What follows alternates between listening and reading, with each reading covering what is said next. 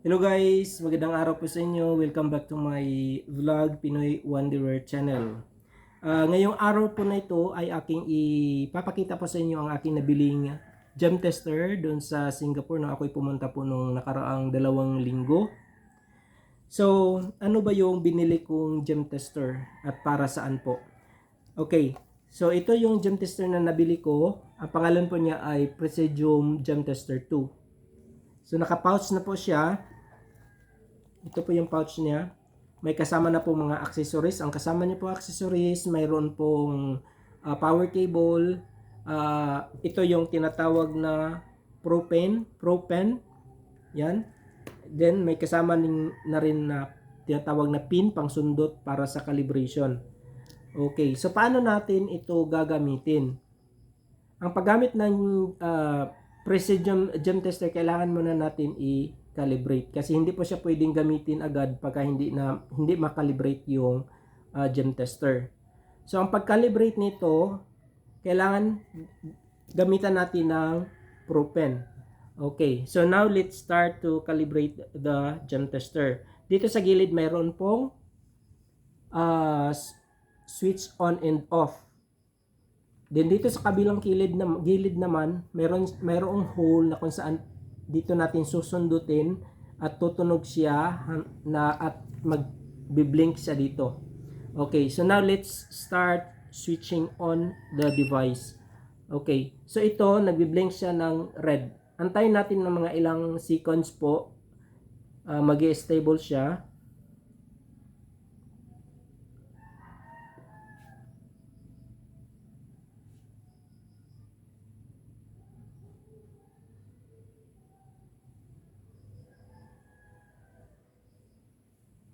So medyo matagal pero antayin natin po.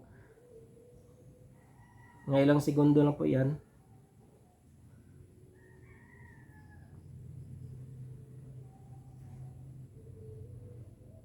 Ayan. So nag-stable na po yung red niya. Pwede na tayo start mag-calibrate. Itong pin na to, ito yung gagamitin natin sa pagsundot dito sa may gilid na hole niya. Okay, sundutin natin. Ganito, tutunog siya. Ayan. So pagtunog niya ngayon, nagbi-blink siya ngayon ng kulay na blue. Then after few seconds, babalik siya ng kulay red na naka-stable na siya. Saka tayo mag-start mag-calibrate.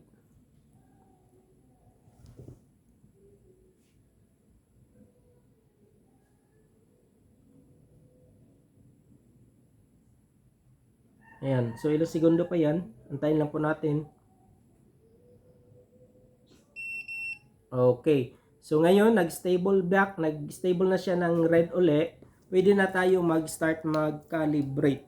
Ang pag-calibrate po nito guys, gagamitan natin ng Pro-Pen. Dito makikita ninyo mayroong dalawang bilog na white. Dito natin itatapat itong Pro-Pen.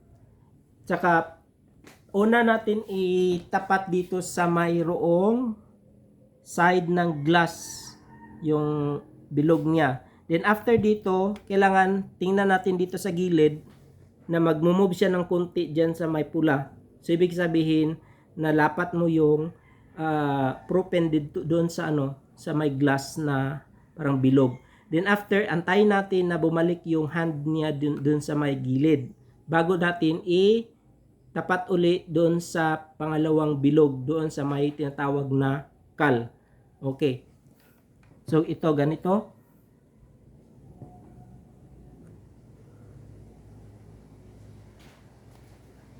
Ayan. So nag-move siya ng konti sa glass tapos i-release natin.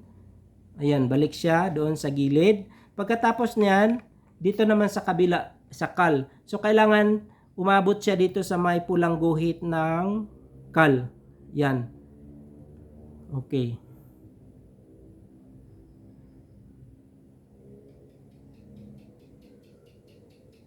Okay din, release.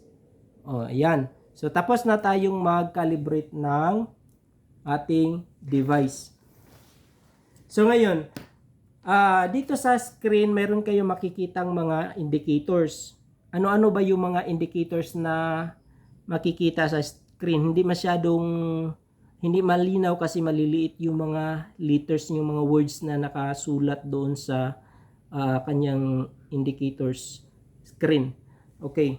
So ituturo ko pa sa inyo again yung dito sa may pulang banda, yung red color bar line niya or line bar, ito yung sa glass. Pag ang tinest mong gem ay hindi mag-move or hanggang dito lang yung hand niya sa may glass na line bar, ibig sabihin yung gem ay fake glass siya.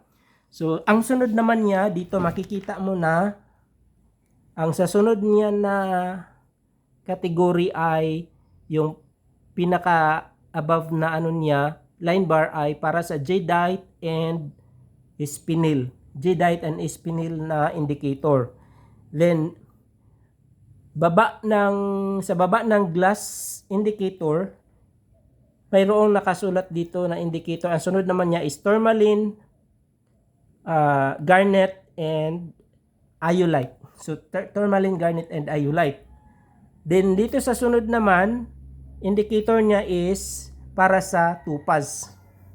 Then after that, ang lower part niya, ang lower indicator niya, pagkatapos doon sa tourmaline, ang lower bar line niya ay para naman sa tanzanite and aquamarine. Then ang sunod naman, dito sa bandang right side niya, pinakadulo na mataas na line bar, ay para naman sa ruby and sapphire. After that, sa baba ng tanzanite, itong bar line na to ay para naman sa chrysoprase, emerald, and nephrite. Chrysoprase, emerald, and nephrite. Itong dito banda. Saan ba yun? Yan. So hindi masyadong malinaw. Chrysoprase, emerald, and nephrite. Then itong red color dito sa kabila naman, dito, ito yung kanina na ating yung pag-calibrate natin. So umabot dito, po yun. So then, ang sunod, ang pinaka-last niya na indicator ay para sa quartz. Ito dito. So dito, quartz, amethyst, and citrine. Then, dito makikita ninyo sa screen, dito mayroong gray area or black area. Ito naman ang para sa diamond or moissanite stone. Diamond or moissanite stone. So, pag mayroon kayong gem na umabot po dito, tinest ninyo umabot dito, so ibig sabihin yan ay indicator ng nag-i-indicate na ang gem mo ay diamond or kung hindi diamond, moissanite stone. So, ayan. So, yun yung mga indicators na makikita dito sa gem tester. Okay. So, sa susunod guys, iba-vlog ko pa sa inyo ang iti-test natin. Mag-test po tayo ng mga sample ng mga bato kasi meron po ako mga specimens ng suspected river jade.